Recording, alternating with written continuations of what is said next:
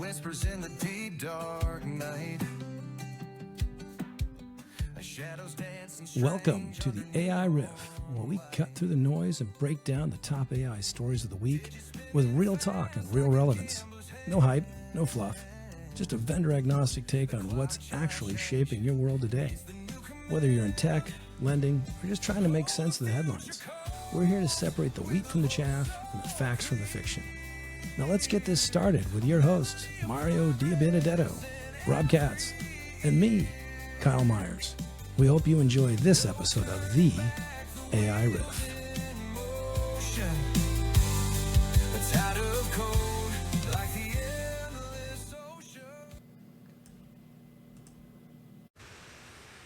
Back for the illustrious, massively important episode 50. Woo-hoo! Yay!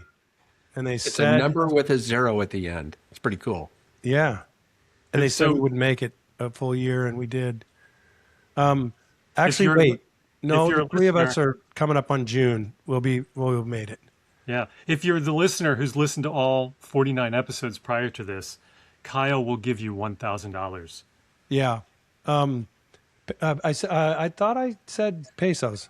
Did I say dollars? I could have been mistaken. Okay. My brother just sent me a text with his address, Kyle. Oh, okay. I hope he's, I'll get that right. The check is in the mail, so to speak. Nice. What do we have something exciting for the 50th? Mario? First of all, we have Mike Morehouse back, so that's exciting. Let's celebrate that. Yes, his picture's frozen for me, but I'm sure he's still there. So welcome back, Mike. And we may lose Mike because the connection is not super fast. He's going through some stormy weather. So we'll see what happens. So topic of episode 50, why not tackle the most massive financial undertaking of our times, which is the IPO of SpaceX, OpenAI, and Anthropic, who are all, I think they're all now officially filed. OpenAI might not have filed, but the other two have absolutely filed. SpaceX, $1.75 trillion valuation they're going out the door with. I just want to interrupt for 1 second, because we as a society now, we're throwing around billions and trillions so easily that I actually did a little research. Uh-oh. To count to a trillion, please, would take 32,000 years. So I believe... Wait. At what speed? Like at 1 second per number? Yeah, one second. How many seconds is a trillion? It is 32,000 years. I believe the number for SpaceX, if they go out just at that number, I believe that the first 400 employees will all be 100 millionaires or better. Wow. I wish I would have joined when they called me, but Are they hiring? Yeah. Well, they're going to do mortgages on Mars. They wanted you to help put together a mortgage program for their Mars mission. Yeah, because they're going to need to do mortgages on Mars. And they said they weren't making more land. I think that's probably non-QM. So 1.75 trillion. What else? I mean, so here's the premise, right? What we want to play with. I think we all, before getting on, right, we all agreed these companies are going to go public. They're going to be there to make money. So they're going to be doing whatever it takes to make money. So we know that part. The question is it going to cost us, and I'm going to use us as, let's just say mortgage lenders for now, right? But any company, is it going to come at the cost of increased cost of tokens, increased cost of daily usage? Are all the costs going to go up? Or I can make the argument, these guys are still a commodity. Like the core LLM, there's still, Kimi K2 out there that can do what they can do, just not quite where they are, but will be tomorrow, that is open source. How are they going to justify these valuations? And we know they're going to try hard. And how does somebody plan around all that? How do you plan your business when you don't know whether the tokens are going to cost the same 100 times more or 100 times less? Well, this is why we brought Mike on the show to break it down for us. What you know? I think one of the issues that you have is, if you think about the layering of cost, we'll take a mortgage company. You can have your own. We did have Mike on, but was right on that's his why we point. brought Rob on the show. Rob, So, fill it Rob, right in. All right, going, let Rob. me say. So first, I feel like I just got to disclose. I am in on both OpenAI and Anthropic. So it's in case I say anything that's out there. I want to clarify before I answer the question, Mario. I want to clarify one of the things you said, which is your word choice was by them going public, they now have to focus on making money. These guys have always been focused on making money. It's just that the initial investors were willing to lose money for a while until they could make money, where the public market sometimes is willing to let companies lose money for a while, but at some point has an expectation that they will make money, and that expectation is usually shorter than the ramp that a venture capitalist or equity-backed partner is willing to give a startup. That's in general. I'm splitting hairs. Is that what Mario said? Yeah. Okay. I just wanted to put that out there because it sounded, other than OpenAI started off as a nonprofit, we wanted to go down that path and stuff like that. When did Amazon go IPO? How late? Amazon lost money for their first 15, 16 years or something like that. Yes. As a bookseller. Yeah. So, however, having put that out there, I'm 100% in alignment, Mario and Mike. You lose your turn to talk, so you'll have to wait out. End of the line. Yeah, I'm in 100% alignment that the focus on getting to profitability, in the pressure to get to profitability, is going to be greater once these companies do their IPO. I'm personally a little bit confused about SpaceX.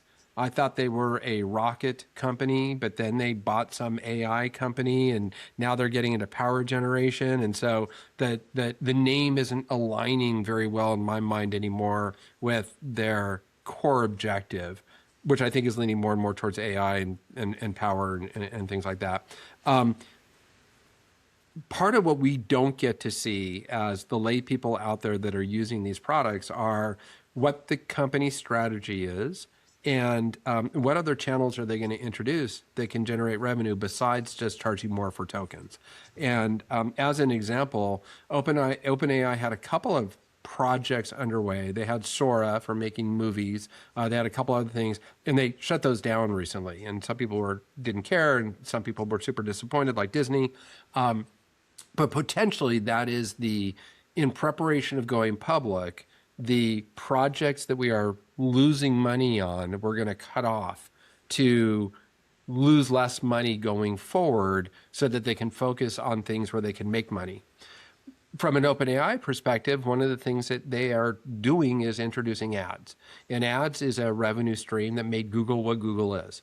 So is there the opportunity for OpenAI or Anthropic or SpaceX to end up becoming the predominant online advertising platform that will generate the revenue that will help support the valuations that they're getting, so that token sales isn't the core sole thing that they have to do?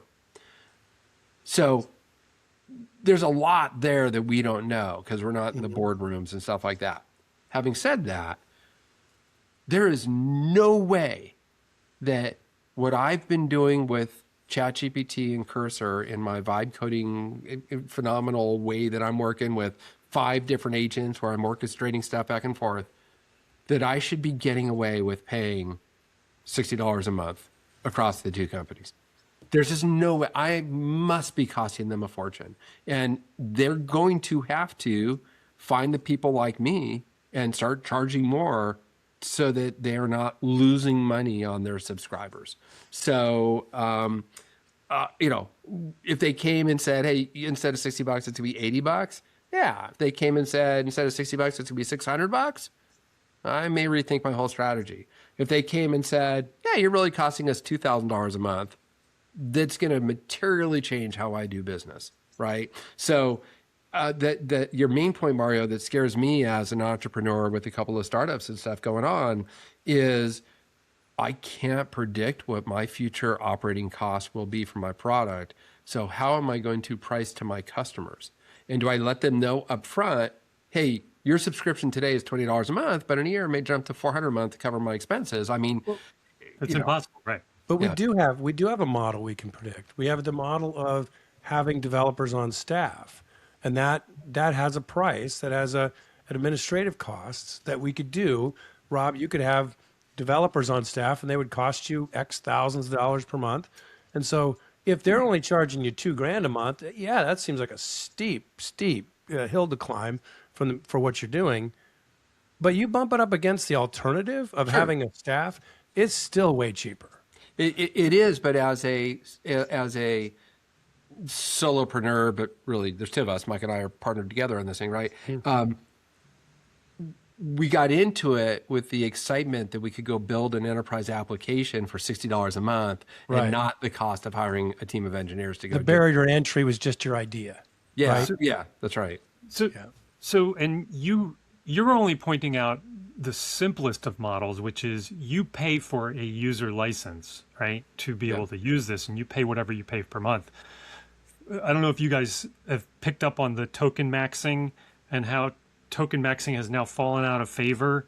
So token maxing was this idea of people were basically competing to use the most tokens. They were literally being measured on how many millions of tokens are you using, because that's a sign of how productive you are with your AI.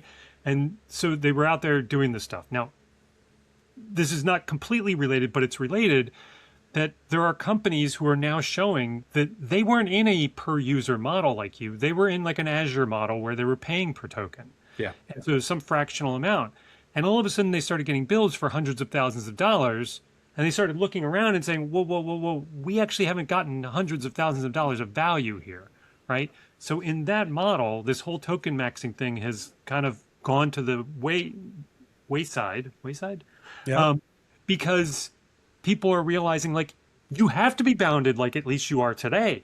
Like, you're worried about it going up, but these people weren't even bounded, and they just blew out the entire, cost case of what they were trying to do. So the question becomes, is this temporarily priced like this just because they can?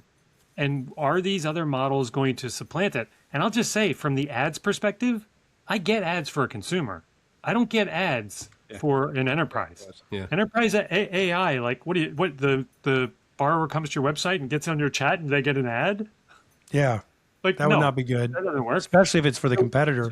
They're gonna, and listen, with the money that's at stake, I'm sure they're gonna get creative, right? I can't imagine, maybe I should ask AI how they're gonna get creative, but they're gonna get creative on ways to make sure they get more money. The part of the question I wouldn't mind getting your 2 cents on is, if people are starting to hit a wall and saying, well, when I get paid, when I charge by the token, it does look really expensive and I do need to be more careful. Is that a potential pothole in these IPOs? Is there a chance that there's a little bit of a bounce back where the usage rates actually decline instead of continue to go up? Because they have gone up, and they have gone up steeply, consistently, right? Anthropic's value hasn't just gone up to $960 billion for nothing. It went up because they were selling licenses and generating revenue. Yeah. So Is there a chance that they hit a pothole here? Oh, absolutely. I think that the fact that ChatGPT is now more broad, I don't know this for sure, but I've heard that ChatGPT is used more than Google for searching. And I know that I go to ChatGPT to get my answers faster now than going to Google. And by the way, Google returns Gemini anyways. You're hidden, you can't get away from it unless you go to like a DuckDuckGo or something. If all of a sudden I was not in an all-you-can-eat subscription, at $20 a month, whatever I'm paying to feel comfortable, would I think twice about using it? Heck yeah, absolutely, right? I would go find a less fast, less cool alternate source for my answers if I knew that I was paying specifically every time I was going to do it. But we have Mike Morehouse back in the house. Mike, we got this cool invention called the internet. Well, apparently I don't, because it doesn't matter which one of the wireless I'm trying to get on. So it seems to be unstable. A little bit like me. And he drops again. That was perfect timing. This is the comedy of this episode. This is the 50th episode, Haunts. This is We'll great. bring Mike back for 51. That's Yeah. right. We'll see if we can get him back a little more than he has been. Yeah. But I got to say, though, if you've built an app based on, let's say it's Claude, and because I'm going to go on something that a friend of mine we've been building, it's based on Claude to do. It's basically an agent that's built, and we're not selling the service of the agent, but we're selling the information to enhance a client's ability in the mortgage industry, their abilities, their comfort level, all these things, and we're banking it on the price of the tokens now, because we're not really charging the client anything. We're charging we're going to end up charging the mortgage professional or the realtor or whatever to have this service attached and be able to provide it. But we're not charging anybody anything. If those tokens go way up, it kind of breaks the model, and it breaks the whole idea that we can do this unless we charge a lot to the LO. And right now in this market, they're not looking to spend more money. So you wrap a point that popped into my head that is terrifying in a way. Terrifying is the wrong word. But what I think this is going to do is it's going to drive the wedge to favor the giant companies that have the resources, who are willing to spend the money, versus all of us little guys that are doing the startups that are doing stuff saying, well, I can't afford to do it. And the Googles and the Netflixes or whatever go, well, we can certainly afford to do it. I don't care what the price is going to be. And they're just going to go dominate the market more. So it's that inequity in terms of opportunity is probably going to be reflected pretty well through this. You recreated the moat that disappeared when it was so cost effective and easy. There was no moat to building your own product and going and just doing it. And now they're creating a bit more of a, okay, this is a barrier to entry. I got to think about it before I spend $2,000, or I know I'm going to be spending $2,000 a month on something that's only a couple $100 a month. But tell me if you follow me on this train of thought. There's a lot of commonality on the LLMs, right? There's a core piece of this that is commodity. And sure, they leapfrog each other, with new releases to get better and better, and they continue to get better. But at some point, they hit a point where there's only so much more you can make them better. And so they have the same thing. And so basic economics, in my mind, says, okay, so the only way you get to keep charging a significant fee is to differentiate yourself. You need to have value-added tooling on top, or you need to have something unique. Right? You have to create something that makes it so you aren't a commodity. Great. So let's just imagine 1, 2, 3 of the LLM providers are able to actually do that. But say the fourth, make it up, Meta, isn't. What stops them from going low cost leader? Right? That's the way the market typically works. When you can't compete on features, you go low cost. And they go out and they basically flood the market at cheap. Right. So why is there not a scenario where this doesn't all just crater down and cost effectively nothing? Well, here's the other thing, though. You're effectively, when you build software, let's say I'm a mortgage company and I built a software program, I implemented something that was more cost effective for my workflow, and it leveraged AI, one of the models. And now all of a sudden the model doesn't work because it's not a cost effective anymore. It's too expensive. I actually have to go back and either go back to the way it was, which nobody wants to do, or I got to switch over to another model that's the Timu Kimi Lite, whatever. I'm going to be scared as heck because now I got to go through all the development cycle again to get this done. And whether that's a big task or a little task, depending on what the project is. And then I don't know if they're going to just jack their price when they start getting more clients. So it's introducing some, I think, hesitation in the market then from developing tools and throwing them out there because you don't know what they're going to cost in the future.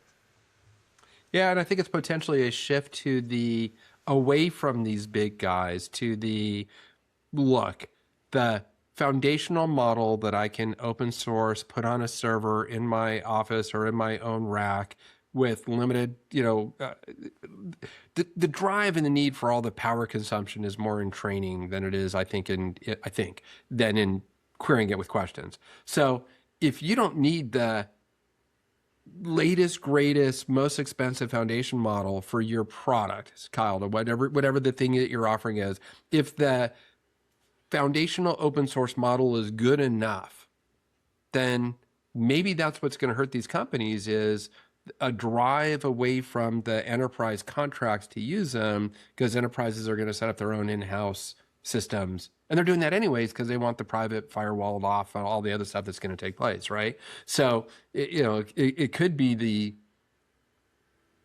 to answer your question, Mario, about potholes, is that's an enterprise pothole, right? Well, I can't afford to keep using what you're doing, so I'm going to go a cheaper route. But and it may not be as good, but it's good enough. Could you avoid the pothole by just charging for like Sonnet 4.6 and a certain price? Leave it as 4.6. Don't go to the higher models. The higher models cost more, or the newer and better iPhone you pay more for, right? Why can't I just stay on one of the older ones and slowly, I don't need the bleeding edge. I don't even need the cutting edge. I just want to be on the edge, the frontal edge. I don't know what that is. Can't hear you, Mario. We can't hear you. At some point, the edge isn't moving as fast, right? Yeah. So that becomes less of an issue because you're not really losing out. You're just lagging behind a little bit. And I'm gonna give it as an exit question because I'm gonna kind of go where you went. But I'm just imagining right now that Mike's gonna come back as Derek Smalls. You know the reference? Spinal Tap. It all comes back to Spinal Tap, the bassist. Look it up if you don't know it. So he just had to turn it to 11.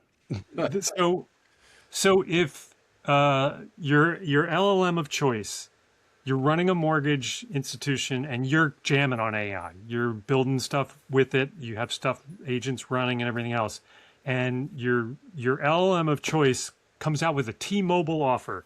I'm going to price freeze for 5 years. What you pay now, you get for 5 years. Do you lock it in? Yes. Yeah, on the uncertainty today, yeah. I'm torn. There's a part of me that believes that 5 years now you're going to be paying like who was the guy on the Mets who was getting paid for 27 years, right? You got paid $1 million a year for 27, some ridiculous amount. It's like, listen though, but if the costs still make sense, even though it all depends on the competitors in your market space. If you've got a lot of them, maybe you don't want to lock in because they're going to be. You don't know if they're all locking in. We're near 5 billion mortgage lenders, so there's a lot of them. Okay. So if I lock in, I know I can produce and make money with it, but I don't know if in 5 years I'll be able to make money with it. I may be pricing myself out by locking in, but I could always switch to someone else and get the cheaper rate.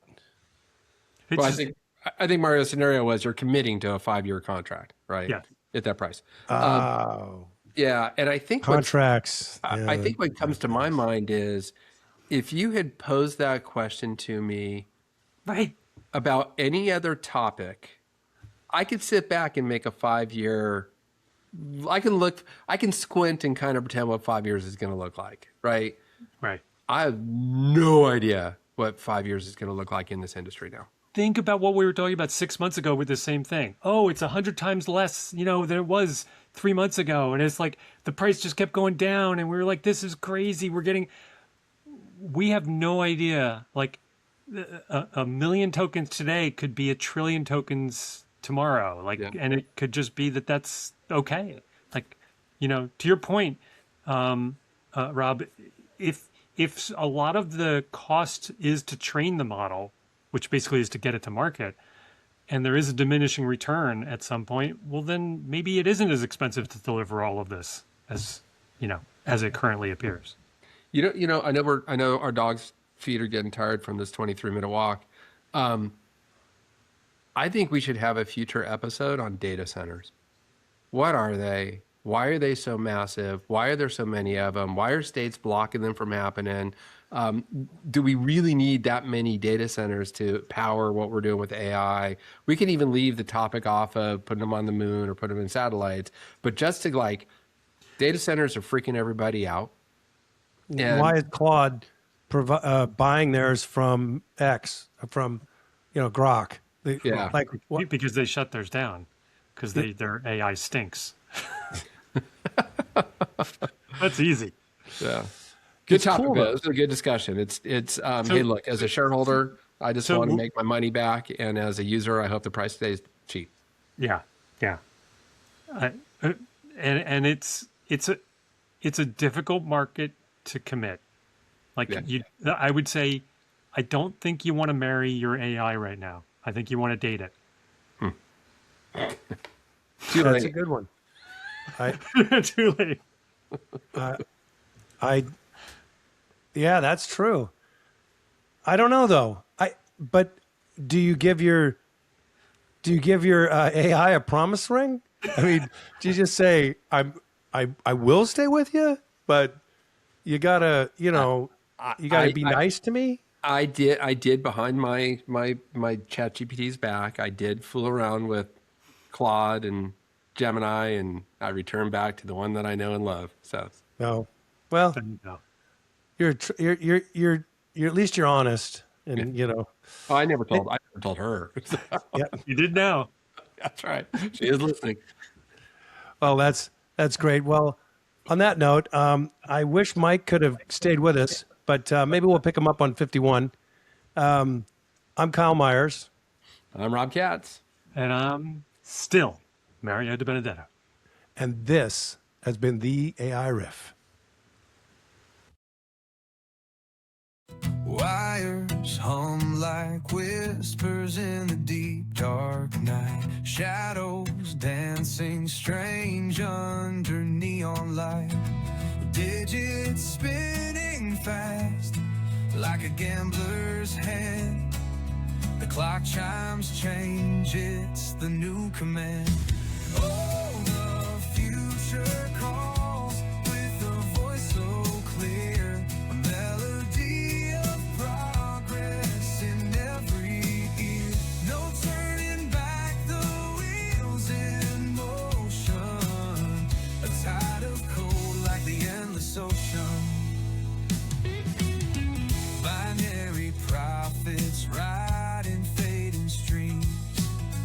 Data flows like rivers fueling all our dreams. Simple or savvy, it's all the same path. Under skies of innovation, we redraw the map. Oh, the future calls with a voice so clear. A melody of progress in every ear. No turning back, the wheels in motion. A tide of cold like the endless ocean.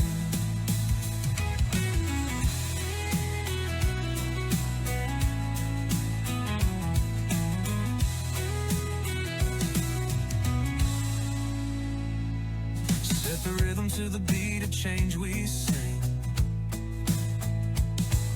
Every click and hum a key that rings. A revolution, quiet, but it's vast. Building empires where echoes of futures cast. Oh, the future calls with a voice so clear.